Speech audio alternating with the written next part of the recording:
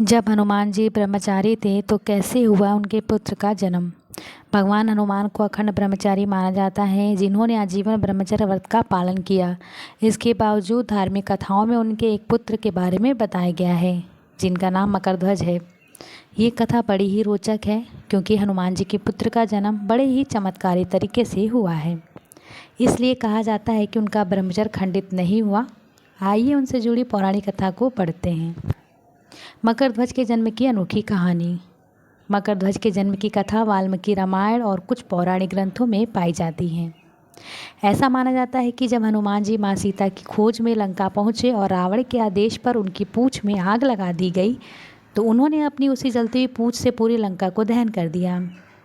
लंका दहन होने के बाद आग बुझाने और शरीर को शांत करने के लिए उन्होंने समुद्र में छलांग लगाई। लंका की प्रचंड अग्नि के कारण हनुमान जी के शरीर का तापमान बहुत ज़्यादा बढ़ गया था। इस वजह से जब वो समुद्र के शीतल जल में पहुँचे तो उनके शरीर से पसीने की एक बूंद समुद्र के जल में गिर गई। उस समय समुद्र में एक विशाल मछली मौजूद थी। उसने अनजाने में हनुमान जी के शरीर से निकली उस बूंद को निगल लिया। उस बूंद के प्रभाव से वह मकर गर्भवती हो गई। कुछ समय बाद पाताल लोक के राजा अहिरावण के सेवकों ने उस मकर को पकड़ा। जब वो मछली को काटने लगी तो उसके पेट से एक बालक निकला। इस बालक का स्वरूप वानर और मछली के समान था। अहिरावण ने उस बालक को अपनी सेवा में ले लिया।